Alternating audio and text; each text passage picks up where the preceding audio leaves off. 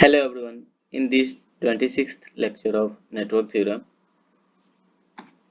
I will discuss about ABCD parameters. Sometimes we call ABC transmission parameters. So why we call transmission parameters? Let's say this is a transmission line. Okay. So transmission line में क्या होता है? एक तरफ आपका sub station होगा और दूसरी तरफ कंज्यूमर होगा, या ऐसे बोल सकते हैं कि एक तरफ आपका पावर स्टेशन होगा और कहीं पे आपका कंज्यूमर होगा, वहां पे पावर सप्लाई किया जा रहा होगा। तो करंट का डायरेक्शन जो होगा पावर स्टेशन से ट्रांसमिट होगा और कहाँ रिसीव होगा, कंज्यूमर की तरफ से। ये इधर कंज्यूमर है, तो ये एक टू पोर्ट के जैसा दिख रहा होगा। एक पोर्ट यहाँ जहाँ से ट्रांसमिट हो रहा है और दूसरा पोर्ट जहाँ पे रिसीव हो रहा है। तो करंट का डायरेक्शन क्या होगा? तो यहाँ पे देख रहे हो कि अगर इधर I1 है तो और इधर कहीं I2 है, तो डायरेक्शन I1 एंड I2 को क्या है, डिफरेंट है। जो अभी तक हमने पैरामीटर्स पढ़ा था उसमें क्या था, डायरेक्शन I2 का किधर डायरेक्शन था, इस तरफ। ठीक है, लेकिन इस केस में क्या होगा, I2 का डायरेक्शन इधर होगा। तो अगर मैं इधर का डायरेक्शन लूँ, ये रेड लाइन वाला डायरेक्शन, तो क्या हो जाएगा, -/2। तो क्या वही, क्योंकि एबीसीडी पैरामीटर्स जो है मेनली ट्रांसमिशन पैरामीटर्स फाइंड करने के लिए यूज होता है, ट्रांसमिशन लाइन में यूज होता है ट्रांसमिशन पैरामीटर फाइंड करने के लिए। जैसे बोल सकते हैं आप पावर ट्रांसमिशन इंजीनियरिंग में यूज होता है इसका, इसलिए हम लोग इसको ट्रांसमिशन पैरामीटर्स बोलते हैं। और इसका डायग्राम क्या होगा, इसका सर्किट क्या होगा, कुछ आपका इनपुट साइड होगा जहाँ पे पावर स्टेशन होगा, और दूसरा होगा आउटपुट साइड जहाँ कंज्यूमर होगा। और इनपुट एंड आउटपुट में करंट का रिलेशन किधर होगा, इनपुट से सेंड किया जा रहा होगा और रिसीव किधर हो रहा होगा, आउटपुट आप या कंज्यूमर में। ठीक है, तो अभी तक जो हमारे पैरामीटर्स फाइंड कर रहे थे, पैरामीटर्स फाइंड करने के लिए हमें डायरेक्शन I2 को किधर होना चाहिए, इधर। तो अगर हमारा इधर डायरेक्शन है तो अगर ये इस तरफ से डायरेक्शन हम ले तो कौन, दूसरा डायरेक्शन करंट का वैल्यू कितना होगा, वो -/2 होगा। ठीक है, तो ये -/2 लेकर हम लोग इसमें एबीसीडी पैरामीटर्स फाइंड करते हैं। ठीक है, तो अभी इसमें हम लोग किसके बेसिस पे हम लोग पैरामीटर्स फाइंड करते हैं, तो जो हमारा रिप्रेजेंटेशन होता है उसमें वोल्टेज एट, अब इसमें देखो कि क्या हम लोग ट्रांसमिशन पैरामीटर्स में हम लोग क्या पता होता है, सेंडिंग एंड में क्या पता होता है, हमारा वोल्टेज पता होता है एंड करंट पता होता है। रिसीविंग एंड में क्या होता है, वोल्टेज होता है एंड फिर करंट होता है। तो हम लोग इनपुट साइड का वोल्टेज एंड करंट को फाइंड करेंगे in terms of ABCD parameter related to V2 and I2, मतलब आउटपुट साइड में वोल्टेज एंड करंट, या हम ऐसे बोल सकते हैं कि voltage and current from the input side can be represented into voltage and current at output side with the help of ABCD parameters, right? अब हम लोग कैसे फाइंड करेंगे ABCD पैरामीटर्स, उसको हम लोग देखते हैं कि पहले से हम लोग स्टैंडर्ड इक्वेशन जो निकलेगा इसे मैट्रिक्स से, वो हम इक्वेशन लिख लेते हैं पहले। तो क्या होगा, V1 इक्वल टू क्या होगा, A मल्टीप्लाई होगा V1 इक्वल टू क्या होगा, ये सारा मल्टीप्लाई होगा इससे, ऐसे A V2 minus B I2, या ऐसे बोल दो कि A V2 plus B into minus of I2, जैसे कि हम यहाँ पे लिखे A V1 इक्वल टू क्या होगा, A V2 plus B into minus of I2। दूसरा इक्वेशन क्या होगा मेरा I1 का, I1 इक्वल टू होगा ये मल्टीप्लाई होगा C एंड D मल्टीप्लाई होगा किसे, V2 एंड I2 से, C मल्टीप्लाई होगा V2 से एंड D मल्टीप्लाई होगा माइनस ऑफ I2 से। तो मेरा I1 जो होगा वो क्या होगा, C V2 plus D into -/2। तो ये मेरा दो इक्वेशन स्टैंडर्ड इक्वेशन हुआ ये एबीसीडी पैरामीटर्स का, जो कि बहुत ही इंपॉर्टेंट है। अब अगर ये इक्वेशन हमको पता है तो हम लोग निकाल सकते हैं जो भी निकालना है इसमें पैरामीटर्स। अगर हमको ए सी निकालना है, यहाँ पे देखो अगर I2 को किसी तरह जीरो कर ले, I2 जीरो हो जाएगा तो मेरा A इक्वल टू क्या होगा, V1/V2 and C equal to क्या हो जाएगा, I1/V2।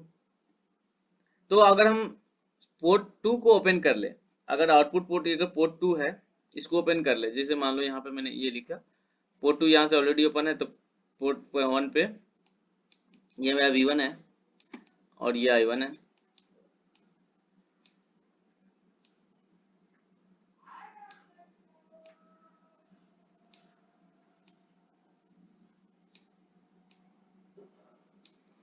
तो ये ओपन है, ठीक है। अगर ये ओपन है, इसको ओपन से होने से क्या होगा, ये I2 जो पास हो रहा था इधर से I2 वो जीरो होगा, मतलब -/2 भी जीरो हो जाएगा।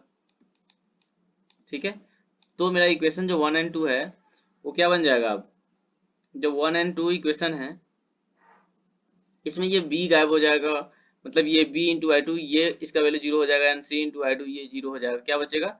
v1 is equal to a v2 and जो i1 is equal to c v2। तो अब यहाँ से हम लोग a निकाल सकते हैं, a क्या होगा? v1 अपन v2।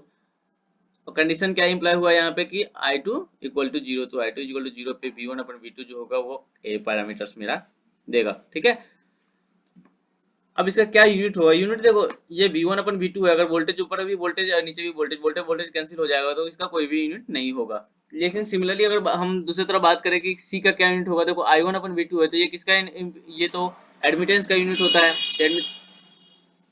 i1 अपन v2 किसका यूनिट होता है? तो ये एडमिटेंस का यूनिट होता है, और एडमिटेंस का यूनिट क्या होता है? महो, उल्टा ओम। तो इसका यूनिट जो होगा c का वो महो हो जाएगा। अगर हमको अब फाइंड करना है अदर पैरामीटर, जैसे b एंड d फाइंड करना है, पैरामीटर्स b एंड d, तो क्या करना होगा? v2 को 0 करना होगा। v2 को 0 करने के लिए क्या करना होगा? आउटपुट साइड मतलब जो पोर्ट 2 है उसको शॉर्ट करना पड़ेगा। तो सेकंड केस में हमको क्या करना है? पोर्ट 2 को शॉर्ट करना है, जिससे कि हम लोग b and d parameters find कर सके। ठीक है, तो ये मेरा जो पैरामीटर्स को पोर्ट है, ये 2 पोर्ट नेटवर्क होगा ये।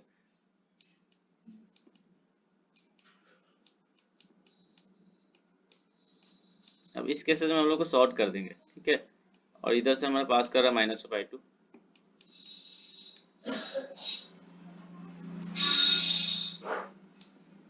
ये v1 है मेरा,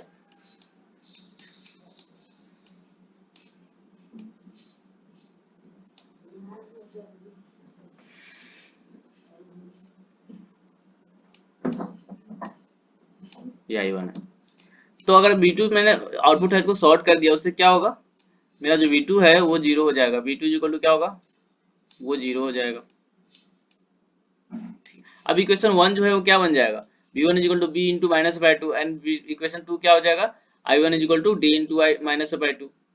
वहां से हमको b क्या मिल गया? b is equal to v1 अपन माइनस ऑफ i2। ये निगेटिव आएगा, निगेटिव है पॉजिटिव है वो अपन हमारे अकॉर्डिंग सॉल्यूशन में आएगा। और इसका यूनिट क्या होगा? v अपन y है, v अपन i है, इसका मतलब क्या है? इम्पीडेंस का यूनिट होगा, मतलब ओम होगा इसका यूनिट। ठीक है, एंड d का यूनिट क्या होगा? d इक्वल टू क्या? i1 upon minus of i2 हो जाएगा, और इसका यूनिट जो होगा क्या होगा? कोई भी यूनिट नहीं होगा, यूनिटलेस होगा, क्योंकि करंट अपन करंट, एम्पियर अपन एम्पियर कैंसिल आउट हो जाएगा। तो ये क्या होगा? यूनिटलेस हो जाएगा। ठीक है, चलिए अब हम इस पे बात करें कि कुछ symmetric condition and reciprocal condition का।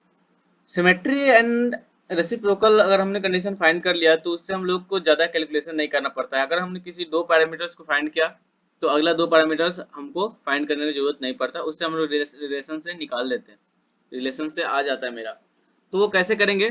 तो पहले क्या होता है सिमेट्री और रेसिप्रोकल, उसके बारे में जानते हैं। ठीक है, रेसिप्रोकल जो होता है, a two-port network is termed to be reciprocal if the ratio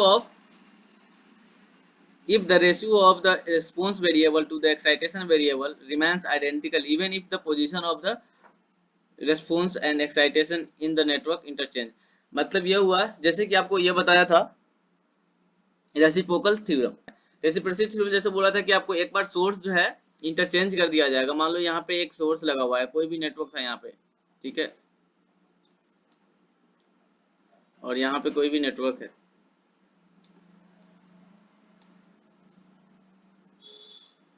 और इधर कोई करंट जा रहा है आई, ठीक है, और ये मेरा V है, ठीक है, ये V1 है, यहाँ से करंट I1 जा रहा है। और अगर हमने क्या किया, ये वोल्टेज सोर्स जो है, मान लो इस सोर्स को इंटरचेंज कर दिया, ये सोर्स को यहाँ भेज दिया, और ये जो रेसिस्टर है उसको मैं यहाँ भेज दिया। मान लो ये 1 ओम का रेसिस्टर था, ठीक है, तो दूसरे केस में क्या करें, इधर से I1 जा रहा है, दूसरे केस में ये V1 को इधर भेज दिया। तो V1 को उधर भेजने से क्या होगा, मैंने यहाँ पे क्या करो, यहाँ पे एक रेसिस्टेंस लगा लेते हैं, ये भी 1 ओम का होगा, ठीक है, ये 1 ओम का है, और यहाँ पे मैंने वोल्टेज सोर्स लगा लिया,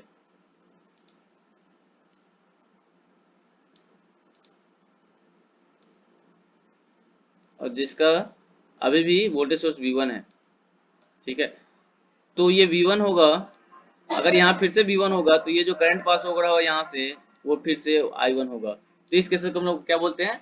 रेसिप्रोकल बोलते हैं, या ऐसे बोलते हैं रेसिप्रोसिटी थ्योरम यहाँ पे वैलिड है। तो जहाँ पे रेसिप्रोसिटी थ्योरम वैलिड होगा, वहाँ पे रेसिप्रोकल वैलिड होगा, और जहाँ पे रेसिप्रोसिटी थ्योरम वैलिड नहीं होगा, वहाँ पे रेसिप्रोकल भी वैलिड नहीं होगा। अब रेसिप्रोकल कहाँ वैलिड नहीं होगा, बात ये आता है। तो मान लो यहाँ पे मैंने क्या किया, यहाँ पे कोई डिपेंडेंट सोर्स लगा दिया, तो जब डिपेंडेंट सोर्स आ जाता है, कोई भी voltage source, dependent current source या वोल्टेज सोर्स कुछ भी होगा, तो वो उस केसेस में क्या होता है, हम लोग जो रेसिप्रोकल थ्योरम होता है वो वैलिड नहीं होता है।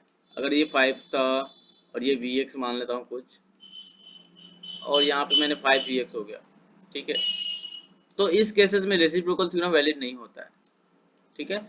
तो अगर सर्किट में कोई भी डिपेंडेंट सोर्स नहीं है, तो आप ये बोल सकते हो कि वहाँ पे वो सर्किट जो होगा रेसिप्रोकल होगा, एंड वहाँ पे रेसिप्रोसिटी थ्योरम भी वैलिड होगा, ठीक है। और लीनियर बायलेटरल होना चाहिए। तो क्या होता है सिमेट्री, क्या होता है, तो सिमेट्री का क्या मतलब होता है कि अगर हमने इनपुट पोर्ट को और आउटपुट पोर्ट में इंटरचेंज कर देना, तो कोई करंट में डिफरेंस ना आए, या उसे बोलो कि पैरामीटर्स में कोई भी डिफरेंस नहीं आएगा, तो ऐसे केसेस को हम लोग बोलते हैं सिमेट्रिक सर्किट। सिमेट्रिक सर्किट का क्या एग्जांपल है कि ये दिया हुआ है, देखो यहाँ पे क्या कर, इसके अबाउट, इसके लेफ्ट हैंड साइड में और इसके राइट हैंड साइड में सेम सर्किट आपको दिख रहा होगा, ठीक है। तो आप चाहो तो इसको इंटरचेंज कर दो, मतलब ये आउटपुट पोर्ट को इनपुट पोर्ट बना लो, इनपुट पोर्ट को आउटपुट बना लो, तो भी अब सर्किट सेम ही दिखेगा। तो ऐसे सर्किट को हम लोग क्या बोलते हैं, सिमेट्री सर्किट बोलते हैं। अब सिमेट्री सर्किट का क्या फायदा हो सकता है, और रेसिप्रोकल जो रेसिप्रोसिटी थ्योरम जो वैलिड वाला सर्किट है या रेसिप्रोकल सर्किट है, उस सर्किट का क्या फायदा होगा वे आपको बताते हैं। अगर हमको पता हो गया कि सर्किट जो है रेसिप्रोकल है, तो जेड पैरामीटर जो होगा, रेसिप्रोकल अगर सर्किट है तो जेड पैरामीटर Z12 जो होगा Z21 के इक्वल हो जाएगा, अगर रेसिप्रोकल है तो इससे क्या फायदा होगा, अगर हम Z12 निकाल चुके हैं तो हम लोग Z21 निकालने की जरूरत नहीं है, वो हमें डायरेक्ट फाइंड कर सकते हैं, लिख सकते हैं कि Z12 equal to Z21 because circuit is reciprocal, या ऐसे बोलोगे यहाँ पे रेसिप्रोकल सर्किट है, जो रेसिप्रोसिटी यहाँ पे वैलिड है। अगर सिमेट्री भी हुआ तो क्या होगा, अगर सिमेट्री भी वैलिड है उसमें, अगर सर्किट में सिमेट्रिक सर्किट जो है सिमेट्रिक भी है, तो ऐसे सर्किट में हम लोग का Z12 जो होगा, सॉरी Z11 जो होगा वो Z22 के इक्वल होगा। मतलब हमको यहाँ पे अगर Z12 एंड Z11 फाइंड कर लिया, तो Z22 एंड Z21 ये दोनों भी ऑलरेडी हमको फाइंड हो जाएगा, इसको करने की जरूरत नहीं है, इसको फाइंड करने की जरूरत नहीं है, ठीक है। अगर कंडीशन, अगर सिमेट्री भी है सर्किट और रेसिप्रोकल भी है तो। दूसरा, अगर ये y पैरामीटर्स हम लोग फाइंड करना है, तो अगर सर्किट रेसिप्रोकल है तो उसमें y12 जो होगा y21 के इक्वल हो जाएगा, और अगर सिमेट्री भी है तो सिमेट्री में भी y11 जो होगा y22 के इक्वल हो जाएगा, ठीक है। लेकिन कई बार ऐसा होता है कि आपको रेसिप्रोसिटी सर्किट जो है रेसिप्रोकल तो होगा लेकिन सिमेट्री नहीं होगा, तो ऐसा नहीं कि आप सिमेट्री वाला भी यूज कर लो, नहीं, अगर सिमेट्री होगा तभी ये कंडीशन हम लोग यूज कर सकते हैं, ठीक है। अगर सिमेट्री नहीं होगा तो ये कंडीशन यूज नहीं करेंगे। रेसिप्रोसिटी है तो रेसिप्रोसिटी हम लोग ये वाला कंडीशन यूज कर लेंगे। अगर रेसिप्रोकल भी नहीं है और ये सिमेट्रिक भी नहीं है, तो हम लोग इन दोनों में से कोई भी कंडीशन के या दोनों में से कोई भी जो रिलेशन है इसको यूज नहीं करेंगे, ठीक है। लेकिन एच पैरामीटर्स में अगर रेसिप्रोकल सर्किट है तो H12 जो होगा वो माइनस ऑफ H21 होगा, ठीक है। तो ये सब याद रखना है आपको कि रेसिप्रोकल में क्या आपको इक्वल आता है। और अगर सिमेट्री है तो सिमेट्री में डेल्टा एच, मतलब जो पैरामीटर्स का डिटर्मिनेंट लेना, जो भी H11 है, H12 है, H21 है, H22 है, उसका डिटर्मिनेंट जो होगा इक्वल टू 1 होगा। डिटर्मिनेंट लेने का क्या मतलब है, उसका मतलब यह है कि आपको H11 and H12 sorry H22 minus H12 H21 into H12 ये इक्वल टू 0 इक्वल टू 1 होगा। तो ये मतलब डिटरमिनेंट का, ये मतलब डिटरमिनेंट को सॉल्व करने के लिए ये रूल किया जाता है, ठीक है। ये डिटरमिनेंट को ऐसे सॉल्व करते हैं, ये मल्टीप्लाई माइनस ऑफ ये वाला मल्टीप्लाई, ठीक है, इक्वल टू 1 होगा। तो अगर सिमेट्रिक कंडीशन है तो आपका ये वैलिड होगा। तो इसमें भी देखो, अगर आप H12 एंड H21 निकाल चुके हैं, उसके बाद हम लोग H11 भी निकाल चुके हैं, तो वहां पे H22 निकल जाएगा सर्किट को बिना सॉल्व किए हुए, ये रिलेशन को यूज करके। तो हम लोग इस रिलेशन को यूज करके हम लोग क्या कर सकते हैं, जितने भी सिमेट्रिक और रेसिप्रोसिटी है, रेसिप्रोसिटी कंडीशन है, इसको यूज करके हम लोग जल्द सॉल्यूशन निकाल लेते हैं किसी भी सर्किट का पैरामीटर्स निकालने के लिए। दूसरा केस है कि अगर एबीसीडी पैरामीटर है, एबीसीडी पैरामीटर, तो अगर सर्किट रेसिप्रोकल है तो रेसिप्रोकल सर्किट में जो एबीसीडी का जो डिटर्मिनेंट होगा वो इक्वल टू 1 होगा। यहाँ पे सिमेट्रिक के लिए एच पैरामीटर्स में इक्वल टू 1 हो रहा था उसका डिटर्मिनेंट, लेकिन एबीसीडी पैरामीटर में रेसिप्रोसिटी के लिए 1 हो रहा, उसका डिटर्मिनेंट 1 होगा। रेसिप्रोसिटी का डिटर्मिनेंट 1 होने का क्या मतलब है, एडी माइनस ऑफ बीसी ये इक्वल टू 1 होगा, ठीक है। तो ये कंडीशन है इसका।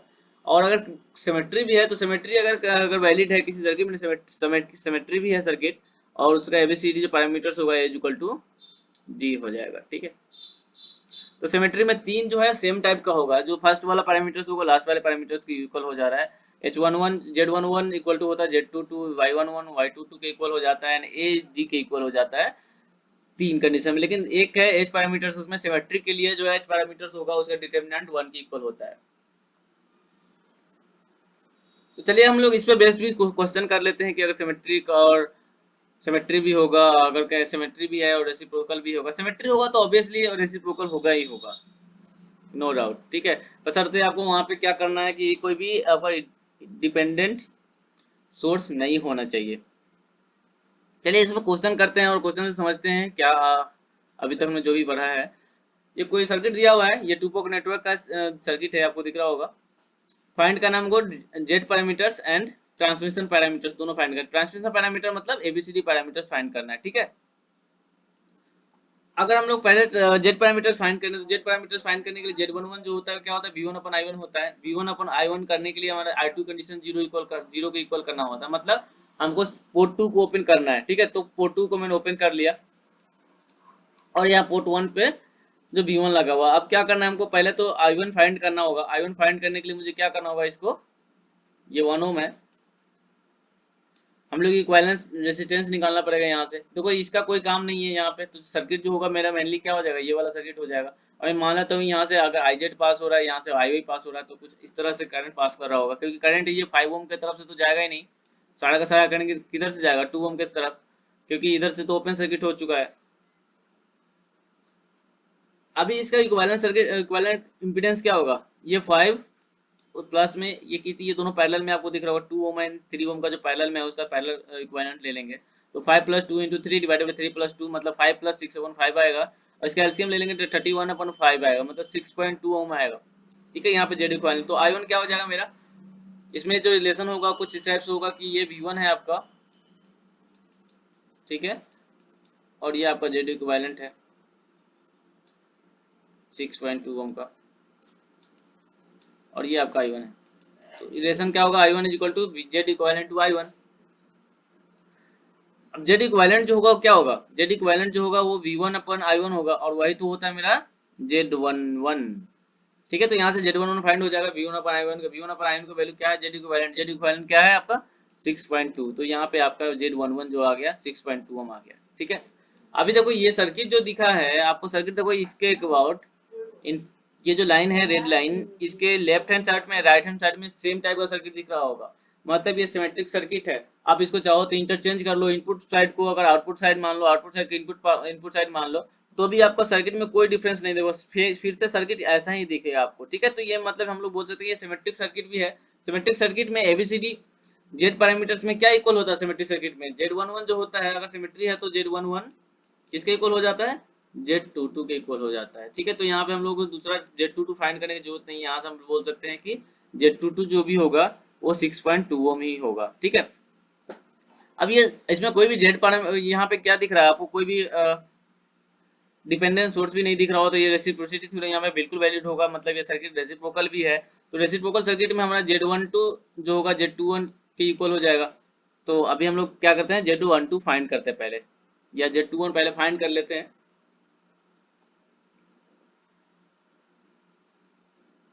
Z21 फाइंड करने के लिए हमको पहले करंट चाहिए, ये वाला करंट, ये करंट चाहिए, क्योंकि Z2 हमको V2 फाइंड करने के लिए हमको इसमें KVL लगाना होगा, और इसमें KVL लगाने के लिए ये इसका करंट तो जीरो हो गया, चलो इसमें कोई वोल्टेज ड्रॉप नहीं होगा, लेकिन IZ पता होगा तभी तो इसके क्रॉस जो वोल्टेज होगा वही तो मेरा V2 हो जाएगा।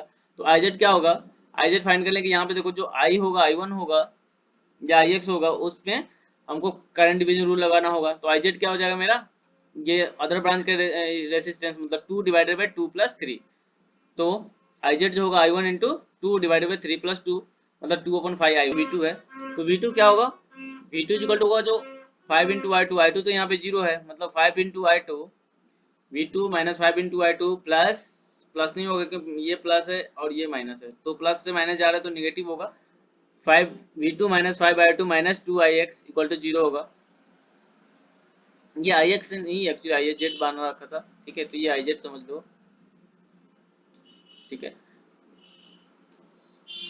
IZ का क्या वैल्यू था, IZ 2/5 I1 था, तो V2 जो होगा मेरा 2 IZ हो गया, IZ का वैल्यू 2/5 है इंटू I1, तो मेरा तो V2 जो आया 4/5 I1 आ गया। V2 जो आया मेरा आपका 4/5 आया, 5 I1 आ गया, 4/5 I1,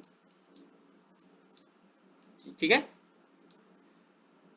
अब मेरा Z21 क्या होगा, Z21 आपको पता है Z21 क्या होता है, V2/I2, V2/I2 कंडीशन अप्लाई क्या होता है आपका, I2 = 0, तो I2 = यहाँ पे 0 है, तो V2/I2, V2 का वैल्यू 4/5 I1 है, I1 का वैल्यू कितना है I1।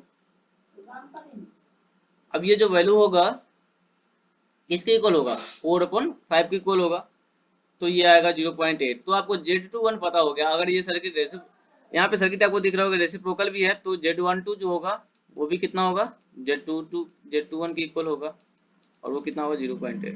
तो यहाँ पे Z पैरामीटर्स का सारे पैरामीटर Z फाइंड हो चुका है, Z11, Z12, Z21, Z22 ये सारे फाइंड हो चुका है, और इसका वैल्यू ये रहा, Z12 एंड Z21 का वैल्यू ये रहा, एंड Z11 एंड Z22 का वैल्यू ये रहेगा। तो यहाँ पे देखो हम लोग केवल फाइंड किया हूँ जो कन्वेंशनल मेथड है, एनालिटिकल मेथड है, उससे हम लोग फाइंड किए Z11 एंड Z21, और बाकी जो है हम लोग रेसिप्रोकल एंड सिमेट्रिक सर्किट की कंडीशन यूज करके हम लोग बाकी पैरामीटर्स फाइंड कर लिए। तो ये थोड़ा आसान हुआ हमारा फाइंड करना। अगर भी हमको फाइंड करना है एबीसीडी पैरामीटर्स फाइंड के लिए मेरा जो इक्वेशन था वो यही इक्वेशन है। अभी हमको क्या फाइंड करना है, ये फाइंड करना है, तो V1/V2 करना पड़ेगा। कंडीशन I2 तो 0 पहले से कर रखे हैं। अब V1 को क्या लिख सकते हैं, Z इक्विवेलेंट टू I1, और V2 क्या था, अभी 4/5 I1 आया है। ये देखो यहाँ से हमारा क्या पता चला था, V1 जो होगा Z इक्विवेलेंट टू I1 था, एंड जो V2 आया, V2 क्या आया था 4/5 I1। तो अभी देखो मेरा वैल्यू जो आएगा Z इक्विवेलेंट I1 पर 4/5 I1, तो ये तो कैंसिल आउट हो जाएगा I1 क्या बचेगा 5/4 Z इक्विवेलेंट का वैल्यू 31/5 मतलब 6.2 आया था ऐसे, तो ये कितना हो जाएगा 31/4 आ जाएगा। ये आपका ए पैरामीटर ए आ गया। अब C निकालने के लिए क्या था, C निकालने के लिए यहाँ पे क्या करना होगा, I2 तो 0 है, तो I1/V2 करना होगा। अब ये देखो इसका यूनिट नहीं होगा क्योंकि ये यूनिटलेस होगा, ये V1/V2 कर रहे हैं, तो volt divided by volt, volt cancel हो जाएगा, इसका यूनिट होगा ही नहीं। अब ये I/V कर रहे हैं, I1/V2, V2 क्या है 4/5 I1 है, I1 कैंसिल हो जाएगा 5/4 आएगा। ये इसका यूनिट क्या होगा, महो होगा, क्योंकि I/V कर रहे हैं, तो वोल्ट करंट अपन वोल्टेज क्या होता है, महो होता है, तो ये एडमिटेंस का यूनिट होगा, वो महो हो गया। अभी आपको अगर ये सिमेट्रिक सर्किट अभी बताया आपको, ये सिमेट्रिक सर्किट भी है और ये रेसिप्रोकल भी है, तो यहाँ से A जो होगा D के इक्वल होगा, तो D भी कितना हो जाएगा आपका, D भी हो जाएगा, ये वैल्यू जो है इक्वल टू हो जाएगा D। तो सिमेट्रिक के लिए क्या कंडीशन, सिमेट्रिक के लिए कंडीशन था कि A = D होगा, ठीक है। तो ये जो मेरा D का जो वैल्यू होगा वो 31/4 होगा, ठीक है। लेकिन रेसिप्रोसिटी के लिए क्या कंडीशन था, एबीसीडी पैरामीटर के रेसिप्रोसिटी के लिए था, ये कंडीशन था कि determinant of ABCD equal to 1 होना चाहिए, मतलब AD माइनस BC जो होगा वो AD माइनस BC = 1 के इक्वल होना चाहिए। अब A का क्या वैल्यू है 31/4, एंड D का वैल्यू भी वही होगा 31/4। B का वैल्यू फाइंड करना है, और C का वैल्यू हमने 5/4 निकाला है, तो यहाँ से कैलकुलेट करके हमको क्या आ जाएगा 5/4 B = हो जाएगा 31 का स्क्वायर डिवाइडेड बाय 4 का स्क्वायर माइनस 1। तो यहाँ से आपको V का जो वैल्यू आएगा वो आ जाएगा 45/7 ओम। तो देख सकते हैं कि बिना कैलकुलेट किए हम लोग जो ABCD का वैल्यू केवल A एंड C हम लोग कैलकुलेट किए, और बाकी जो D एंड B है उसका वैल्यू हम लोग सिमेट्रिक एंड रेसिप्रोसिटी का यूज करके हम लोग फाइंड कर लिया, ठीक है। तो इस तरह से हम लोग फाइंड कर सकते हैं ABCD ट्रांसमिशन पैरामीटर्स का वैल्यू। मैं आपको एक क्वेश्चन दे देता हूँ कि आपको इसका ट्रांसमिशन पैरामीटर्स आपको फाइंड करना है। ये V1 है, एंड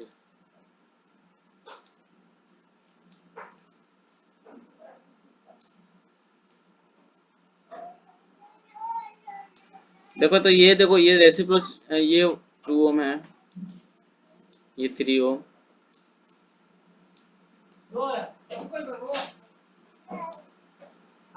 ये भी 2 ओम है, ये 3 ओम है, और ये भी 2 ओम, ठीक है। तो इसमें ये V2 है और ये V1 है। इसमें आपको ABCD पैरामीटर्स फाइंड करना, तो याद रखिए ABCD पैरामीटर्स में इसका जो करंट का डायरेक्शन ये होता है, तो हम लोग इधर से डायरेक्शन लेते हैं तो I2 लेते हैं, ठीक है। तो ये -I2 रहेगा आपका, एबीसीडी पैरामीटर्स फाइंड करते हैं तो ये वाला इक्वेशन जो है, ये इक्वेशन, इसको इक्वेशन को प्रॉपर यूज करके आप फाइंड कीजिए और आपको कमेंट बॉक्स में आप आंसर दीजिए, ठीक है। Thank you for watching this video. If you like this video then share with your friends. Thank you.